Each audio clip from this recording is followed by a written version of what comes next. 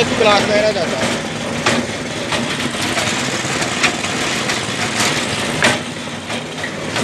हाँ हाँ ना रुक जाना भाई।